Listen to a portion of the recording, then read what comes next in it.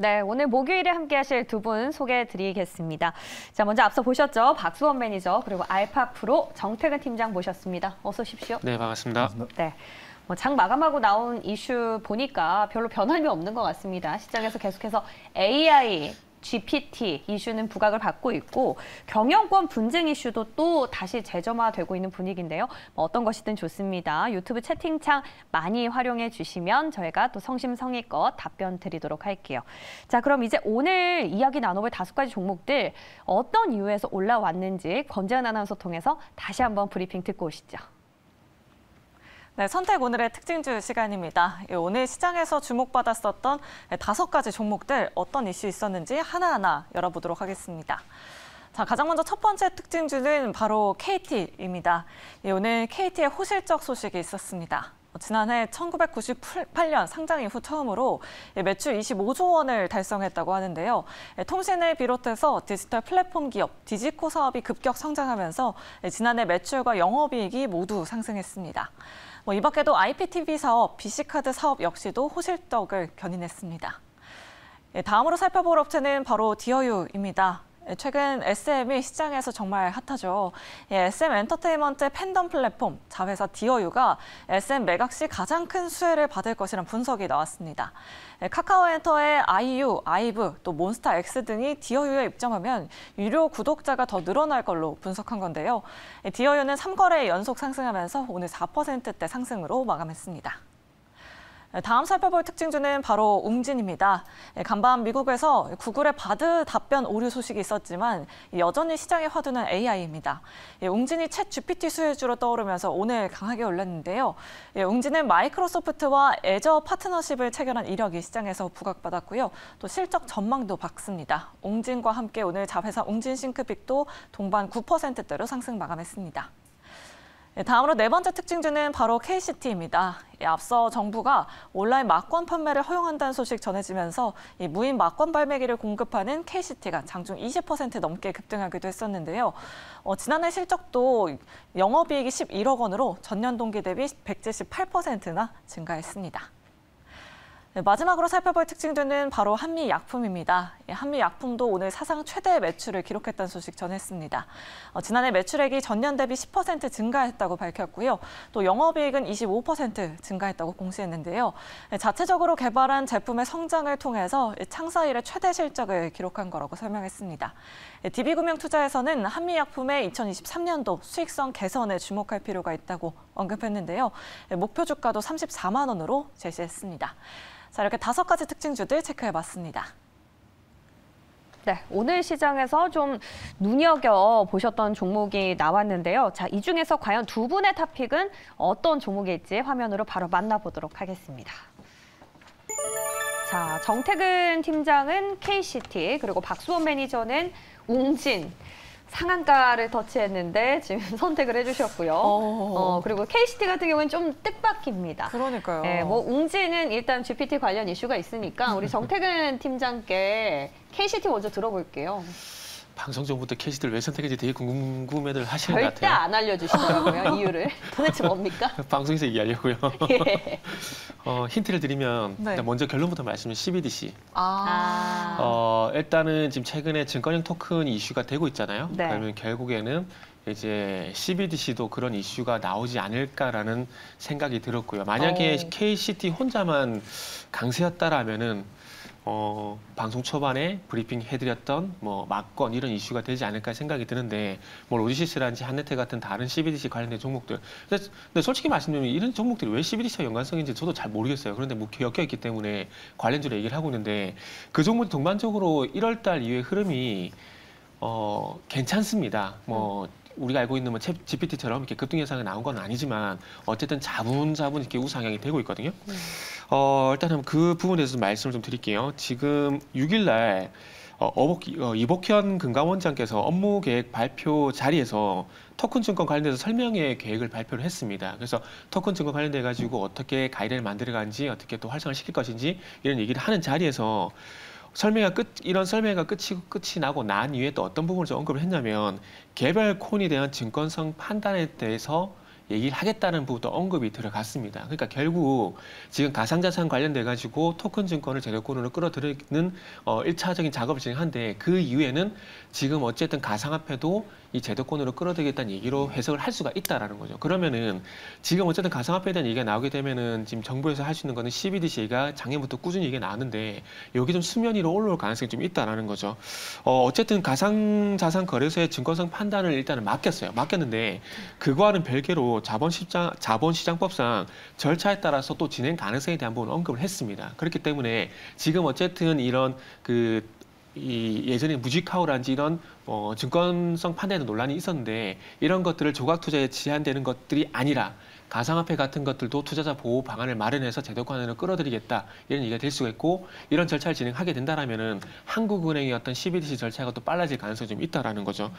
그러다 보니까 1월 27일 날 또 기사를 한번 찾아보게 되면 이창용 총재가 취임하고 난 이후에 처음으로 조직 개편을 했는데 여기서 전자금융부가 이름이 바뀌었어요. 어떻게 바뀌었냐면 디지털화폐 연구부로 변경이 됐습니다. 그러니까 디지털화폐로 바뀌었는데 이러면서 CBDC 관련된 조직을 또 강화를 했습니다. 그러니까 이런 정부의 어떤 절차라든지 작업을 봤을 때 어찌 보면 이제 제3의 투자를 할 수 있겠죠. 제3의 투자를 할 수 있는 어떤 가상화폐라든지 이런 그리고 조각 투자라든지 이런 것들을 이 제도권 안으로 끌어들이는 작업들을 올 초부터 계속해서 착착 진행이 되어 오고 있다는 겁니다. 그래서 그런 부분들을 보게 된다라면은 다음에는 CBDC 얘기가 나올 가능성이 크게 되고 CBDC 얘기가 나오게 된다라면은 KCT 같은 경우에는 지금도 물론 3,000원권에서 한 4,600원까지 많이 올라왔습니다. 많이 오르긴 했지만 그럼에도 불구하고 증권형 토큰 이후에 다시 한번 이 CBDC한 얘기가 나오게 된다라면은 여기서 주가가 좀 더 레벨업이 될 가능성이 있기 때문에 그런 이유로 네.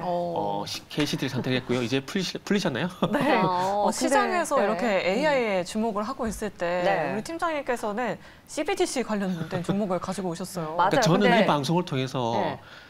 남들이 안 한 얘기를 좀 해드리고 싶어요. 맞아요. 그래서 제가 준비 시간이 되게 길어요. 그래서 사실 아. 오늘 하루 종일 내내 또 AI 얘기 네. 정말 지겹게 들으셨을 거예요, 아마. 네. 네.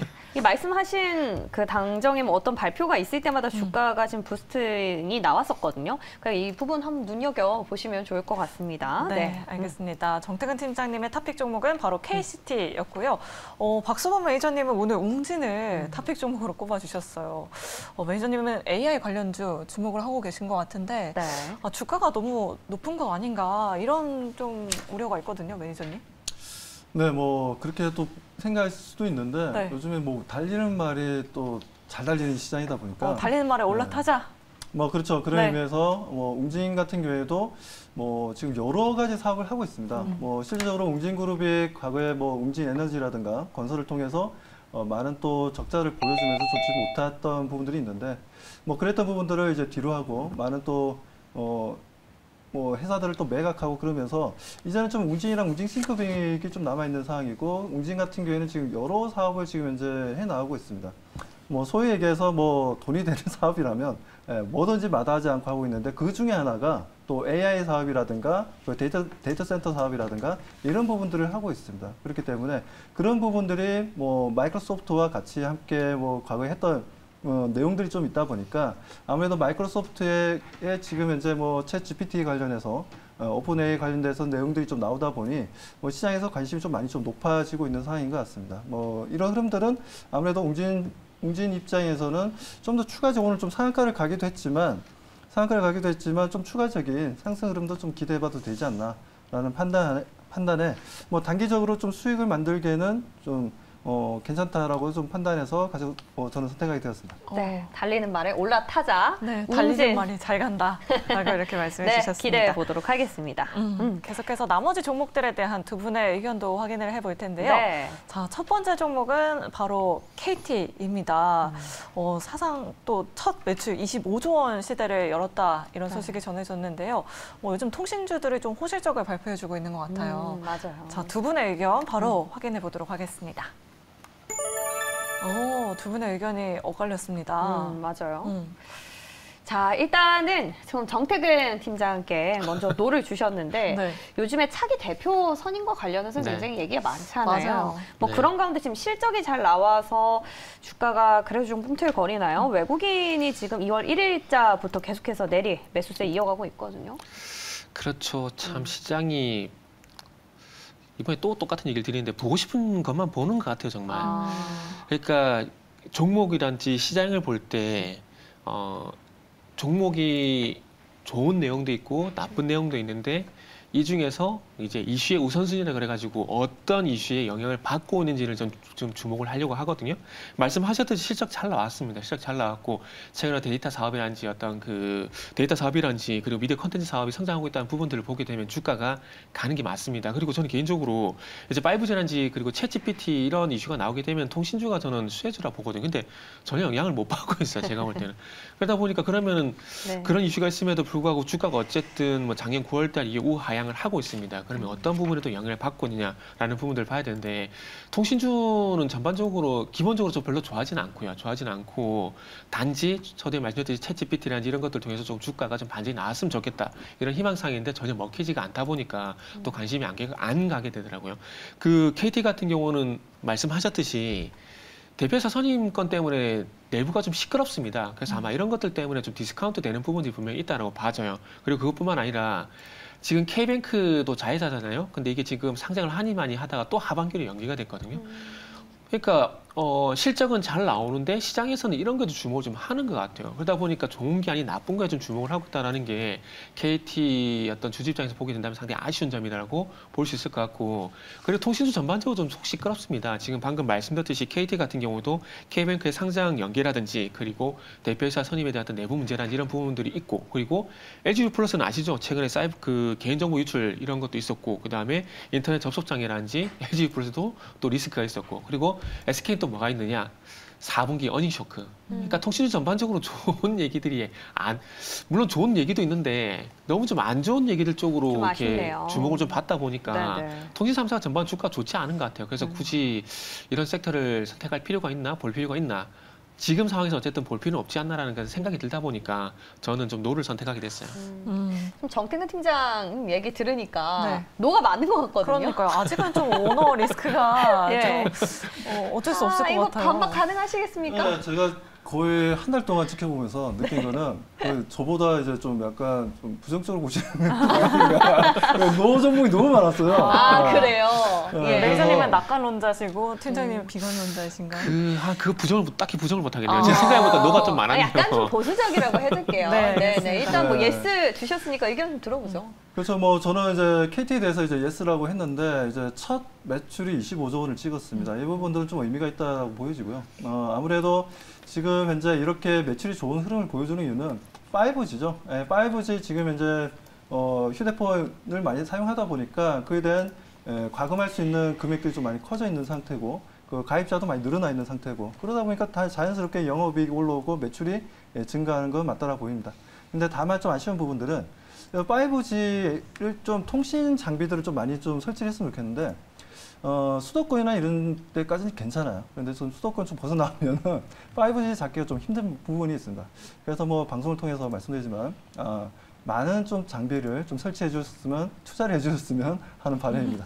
아무튼 뭐 네. KT가 그런 장비 쪽에서 뭐 적극적인 KT도 마찬가지, 제가 봤을 때 SK텔레콤도 마찬가지, LG유플러스도 마찬가지고 지금 5G에 대한 장비에 대한 뭐 지금 투자가 생각보다 좀 많이 이루어지지 못하고 있는 부분들은 또 6G에 대한 또 기대감이 좀 있다 보니까 또 투자가 지금 계속 이루어지고 있고 그리고 KT 같은 경우에는 어떻게 보면 이제 이동통신 회사가 아니라 뭐 회사에서도 얘기를 했지만 우리는 엔터테인먼트 회사다라고 하면서 컨텐츠에 대한 질이 높은 컨텐츠에 대한 얘기들도 굉장히 좀 많이 했었고 지금 현재도 뭐 애니메이션을 비롯해서 여러 가지 사업들을 잘 해나가고 있습니다. 그렇기 때문에 여기서 또 하나의 또 챗GPT가 최근에 들어서 유행을 하고 있는데 뭐 그러다 보니까 동사에서도 초거대 AI 관련해서 믿음이라는 또 상품을 상반기에 내놓겠다고 얘기를 해서 뭐 그 부분에 대한 기대감이 좀 높지 않나. 그러다 보니까 외국인들의 순매수가 7일 연속 순매수를 보여주고 있습니다.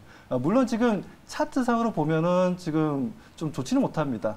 별로 분위기가 좀 뭔가 지금 상승을 하려다 못하고 오늘 같은 경우에도 3.5%나 좀 올라가다가 윗꼬리를 길게 달고 0.5% 마감이 되었는데 뭐 그렇긴 했지만 그래도 수급적으로 봤을 때는 외국인들이 7일 연속 순매수를 하고 있고 뭐 다시 한번 더 상승 분위기를 만들어 줄 것으로 보고 있어서 KT에 그렇게 좀 우리가 그나마 LGU 플러스라든가 SK텔레콤보다 네네. KT가 낫다라고 정리해드리겠습니다. 네, 통신주, 뭐 방어주 성격으로 좀 피난처로 생각하시는 분들 많으실 것 같은데 맞아요. 네, 통신 3사 중에서는 그래도 KT를 탑픽 종목으로 꼽아주셨습니다. 네, 좋습니다. 자, 이제 다음 종목도 의견 바로 확인해 볼 텐데요. 디어유입니다.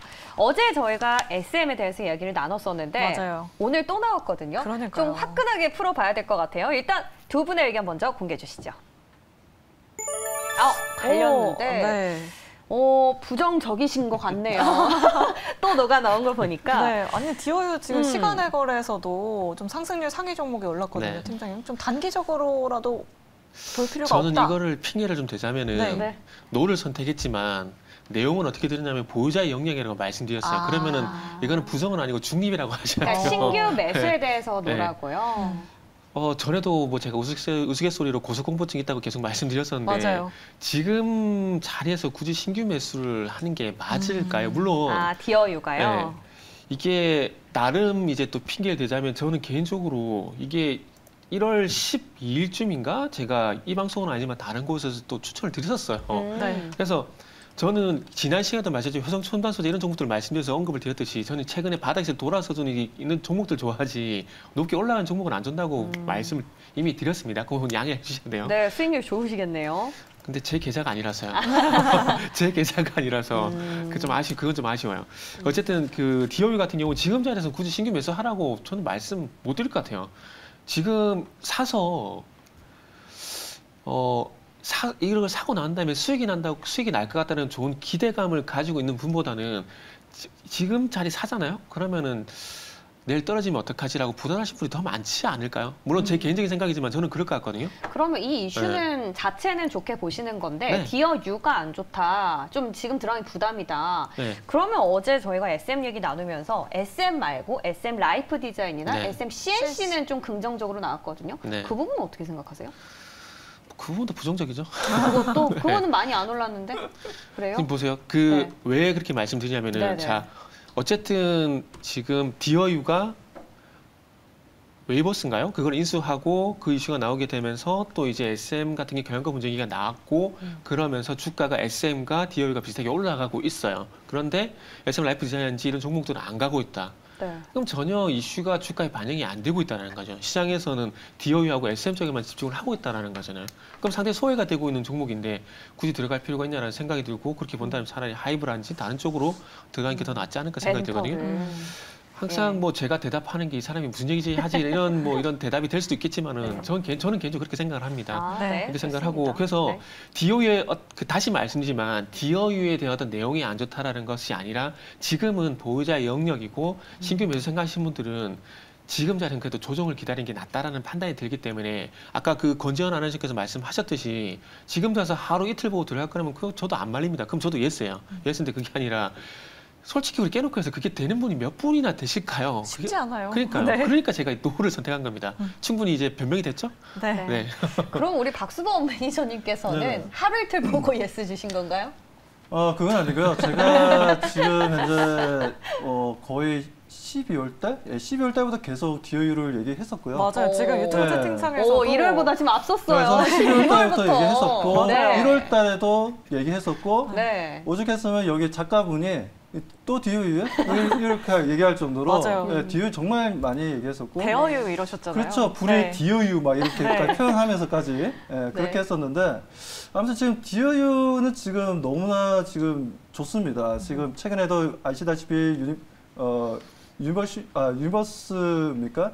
이번에 NC소프트가 가지고 있던 플랫폼이랑 이제 또 합병하는 부분들도 있고 그리고 만에 하나 지금 현재 어떻게 될지 모르겠지만 뭐 하이브가 지금 가지고 있는 또 가지고 있는 또 플랫폼이죠. 예, 팬 플랫폼인데 그 플랫폼 자체가 지금 1등, 2등 지금 왔다 갔다 하고 있습니다. 그래서 뭐 그런 부분들을 저는 봤을 때 지금 디어유 같은 경우에는 너무 고객들 충성도도 높고 사업 자체가 너무 안정적이라는 겁니다. 저는 이렇게까지 고객 충성도가 높은 사업 구조를 가지고 있는 모델을 본 적이 없어요. 그 정도로 한 번 가입하면 잘 나가지는 않습니다. 그리고 외국인들이 가입자 중에 거의 10분 중에 7분 이상이 외국인 분들이고요. 내국인 분은 한 2분에서 한 3분 정도 되는데 아무튼 그분들이 한번 이렇게 가입하고 또 팬으로서, 아티스트로서 서로 간에 한해 어떤 플랫폼에서 만나가지고 서로 간에 대화를 하고 이런 부분들을 어떻게 보면 좀 잘 뭐라고 해야 되나요? 그런 부분들을 좀 좋아한다 해야 되나요? 뭐 저 같아도 그럴 것 같아요. 저는 이제 과거에 뭐 이문세라든가 변진섭이라든가 이런 세대다 네. 보니까 그 당시에 이런 플랫폼이 있었다면 저도 그런 분들이랑 돈을 주고 구독을 하지 않았을까라는 생각이 좀 듭니다. 아무튼 그래서 저는 DOU 같은 경우에 최근에 뭐 많이 주가 오르긴 했지만 과거에는 또 시가총액 2조까지도 올라갔었기 때문에 SM보다 시가총액이 더 비싸기도 했었습니다. 그런 이력이 있기 때문에 지금 현재 보다 시가총액이 더 올라갈 수 있다라는 관점에서 저는 더 상승할 여력은 남아있다고 말씀드립니다. 그렇다면 증권사에서도 이 SM 경영권 분쟁의 최대 수혜주는 이 DOU가 될 것이다. 맞아요. 뭐 이런 레포트들이 굉장히 많이 나왔거든요. 뭐 SM CNC, SM 라이프 디자인, 뭐 SM보다도 이 DOU를 집중해 보면 좋겠다 이런 말씀이실 건가요? 그렇죠. 아무래도 뭐 지금 현재 뭐 SM의 뭐 종합 엔터테인먼트 쪽보다는 DOU의 사업 구조가 너무나 좋고 지금 그에 대한 수익 구조가 너무나 좋다 보니까 아무래도 외국인과 기관들이 뭐 지금 상황에서도 저는 계속해서 수급들이 들어올 가능성이 상당히 높다는 관점에서 저는 계속해서 콜을 외치고 싶습니다. 네, 알겠습니다. 기관 쪽에서는 연일 수급이 들어오고 있고요. 외국인도 동반해서 사고 있어요. 네. 과연 앞으로 주가 흐름 어떻게 될지 굉장히 궁금합니다. 네. 자, 이제 마지막 종목입니다. 정말 오랜만에 우리가 제약바이오 얘기를 좀 시원하게 해드리려고 합니다. 네. 한미약품이죠. 의견 바로 공개해 주시죠. 오늘 아주 재밌습니다. 두 분이 하나도 안 맞으셔가지고 일단 정태근 팀장님 발언권 먼저 드릴게요. 예스. 네. 저는 오늘 예스를 2개를 선택했는데 하나가 게시티고요. 하나가 웅진이에요. 그렇기 때문에 이거는 다 노로 나왔군요. 이거는 제작진한테도 저 핑계 좀 대고 싶어요. 네. 또 이렇게 또 안 좋은 얘기를 해야 되는데 참 무겁네요. 네. 결론부터 말씀을 드리면 지금 시장에서 바이오에 주목을 안 하잖아요. 맞아요. 너무 그러니까요. 아쉬워요. 너무 주목을 안 했는데 주목을 안 한다라는 건 주가가 안 좋다는 얘기거든요. 지금 좋게 설명할 수 물론 어저께 뭐 비보존 제약인지 이런 것들 뭐 개별적으로 간 건 있어요. 간 건 있지만 그럼에도 불구하고 뭐 최근에 보시면 아시겠지만 IT가 최근까지 가는 것들하고 뭐 챗GPT가 최근에 주가 흐름이 괜찮았던 부분들하고 비교해 보게 되면은 바이오 제약은 뭐 전혀 그렇지가 않다라는 거죠. 그러다 보니까 안 가는 쪽에서 물론 정말 흙 속에서 진주를 발굴하듯이 이렇게 뭐 이런 종목들을 발굴하는 것도 중요하지만 쉬운 것만 해도 수익이 나는 거거든요. 그러니까 대세 흐름에서 가는 종목들 잘 올라타가지고 그쪽에서 그냥 묻어가는 식으로 해서 수익이라도 나는데 지금 뭐 앞으로 한미약품이 갈지 안 갈지는 좀 지켜봐야 되겠지만 이런 종목을 이런 섹터군을 사서 마음 졸일 필요가 있지 않나라는 그 생각이 좀 들어요. 물론 실적 잘 나왔습니다. 실적 잘 나왔는데 제가 아까 전에 말씀드렸지만 시장이 항상 보고 싶은 건 본다고 보고 싶은 섹터만 보고 그리고 보고 싶은 이유만 본다고 제약 같은 경우는 그렇게 관심을 좀 안 가지는 것 같아요. 그리고 한미약품은 또 개인적으로 또 염려가 되는 부분이 좀 아쉬운 부분이 포지오 티닙에 대한 이 저주라면 좀 그런데 포지오 티닙의 어떤 저주에 좀 발목이 좀 잡히고 있는 것 같아요. 이게 FDA 승인 불가가 났잖아요. 그리고 그게 보시면 아시면 작년 9월 달인데 계속해서 한미약품 정도 시총이 되게 되면은 저는 개인적으로 실적을 보는 게 맞다라고 봅니다. 그러면 실적을 보게 되면 주가 가는 게 맞는 거거든요. 그런데 아직까지도 어찌 보면 시총이 작은 바이오 기업들처럼 신약 개발엔 이쪽에 발목이 잡혀 있다라는 것들이 저주를 고칠게요. 포지오티닙에 발목이 잡혀 있다고 좀 수정하겠습니다. 발목이 잡혀 있다는 게 개인적으로 좀 아쉽습니다. 그리고 뭐 노를 드리긴 했지만은 저도 이렇게 무조건 이 종목을 디스하는 게 아니라 아쉬운 점에 대해서 말씀을 드리는 거기 때문에 그 점은 좀 양해를 부탁을 좀 드리고 이 종목은 어쨌든 뭐 전체적인 추세를 보게 되면 아직까지 뭐 30만 원 전후의 어떤 횡보흐름이 지속이 되고 있기 때문에 의미 있는 급등해야 될까요? 이런 게 나오기 전까지는 좀 기다리셔야 될 것 같습니다. 그리고 항상 이 주식을 좀 말씀드릴 때 어떤 정률적 분석이라든지 객관적 자료로 좀 말씀드려야 되는데 한 번씩은 그 전문가의 촉이라 될까요? 지극히 주관적인 그런 때가 있거든요. 네. 근데 한미약품은 그런 게 안 와요. 그럼 촉이 안 와요. 네, 안 와요. 그래서 일단은 노로 말씀드릴게요. 예. 네, 알겠습니다. 사실 요즘 어닝 시즌이다 보니까 네. 실적이 잘 나오는 업체들, 투자자분들 정말 많이 찾고 있는 것 같아요. 흙 속에 진주를 찾기보다는 진주 속에서 진주를 찾는 방법으로 관심권 이렇게. 안에서 좀 보는 네. 걸 선호하시는 것 같습니다. 네, 박수환 매니저님은 반면에 예스 의견을 네. 주셨어요. 네, 네. 어떤 부분에 좀 집중을 하고 계실까요? 그리고 오늘 제가 전부 다 예스를 어떻게 하다 보니까 얘기해야 됐는데 네. 아무튼 한미약품은 저는 지금 좋게 보고 있습니다. 어. 긍정적으로 보고 있는데 뭐 그렇게 보는 이유는 아무래도 지금 한미약품이 지금 실적이 나와주고 있다는 부분들이고요. 매출 같은 경우도 지금 보니까 이제 연간 매출액이 지금 10%나 YOY상 10% 올랐고 영업이익도 YOY상 지금 25% 이렇게 해서 계속해서 성장 가도를 달리고 있고 ROE를 보더라도 지금 현재 두 자릿수가 나와주고 있습니다. 뭐 그렇기 때문에 부채 비율도 보면은 좀 많이 좀 줄어들고 있어요. 부채 비율도 100% 이하로 좀 내려오고 있는 흐름들이다 보니까 뭐 그렇다면 부채 비율 좀 낮아지고 있고 매출 증가하고 있고 영업이익률 좋아지고 있고 뭐 이런 흐름들이라면 뭐 한미약품을 굳이 우리가 나쁘게 볼 필요가 있을까라고 좀 판단하고 있고요. 그런 관점에서 저는 이번 실적이 좋게 나왔지만 2023년도도 좀 실적에 대한 기대감 좀 가져가도 되지 않을까라고 좀 판단하고 있고 그리고 이번에 우리가 코로나 팬데믹을 겪었지만 모든 게 지금 너무나 지금 네트워크라든가 모든 게 지금 글로벌 시장이 그야말로 하나가 되고 있는 위아더 월이라는 말이 맞을 정도로 그야말로 지금 그런 시대다 보니까 어디서 어떤 질병이 어떻게 유행할지 그러니까 한 지역에서 유행하게 되면 모든 글로벌 퍼지죠. 시장에 네. 유행하게 되는 이런 상황이 벌어지다 보니까 뭐 그런 의미에서 보게 되자면 그런 불확실성이 좀 아직까지는 존재하고 있다라고 얘기하고 있고 WHO 같은 경우에도 이번에 어떻게 보면 긴급 발동이 되었던 이 코로나 때문에 긴급 발동되었던 부분들을 해제하려고 했는데 아직까지는 좀 더 지켜보자 해제를 안 했어요. 뭐 물론 지금 중국에서는 지금 코로나 확진자 수가 좀 많이 지금 줄어들고 있고 뭐 그런 부분에서 급감하고 있어 긍정적인 부분들도 있지만 또 그것보다 이제 우리가 이게 어떻게 보면 단백질로 돼 있다 보니까 이런 질병들이 단백질 같은 경우에는 어떻게 보면 이게 변질이 된다라는 거죠. 변이가 되고 뭐 그런 부분들에 있어서 저는 한미약품에 대해서는 좀 긍정적으로 보고 실적에 대해서 긍정적이다 말씀드립니다. 네, 꾸준한 호실적을 전망해 주고 계십니다. 네, 맞아요. 그리고 뭐 제약주가 나온 김에 우리 바이오텍 전반적으로 제약 바이오 쪽으로 좀 안 짚고 넘어갈 수가 없을 것 같은데요. 요즘 성장주들 분위기 잘 타고 있는데 맞아요. 제약 바이오는 정말 갑갑하거든요. 저랑 같은 생각하시는 분들 많을 것 같은데 이 상반기라도 좀 전망 괜찮게 기대해 볼 수 있나요?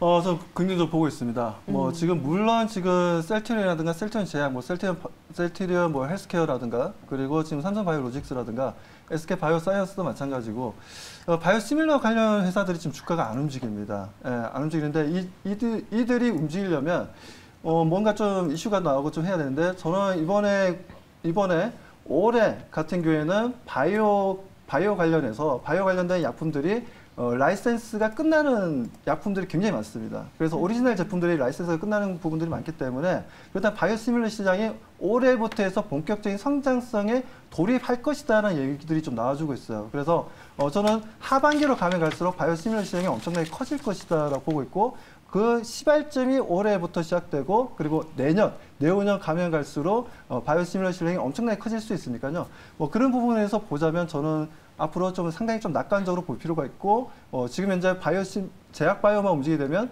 지수는 지금보다 더 크게 상승할 여력이 충분히 남아있다라고 말씀드립니다. 네, 좋습니다. 이렇게 제약 바이오 업종의 긍정적인 전망까지 듣고 나니까 좀 마음이 놓이는데요. 네. 오늘 아쉽지만 우리 정태근 팀장을 여기서 인사드리도록 하겠습니다. 고맙습니다. 네, 감사합니다.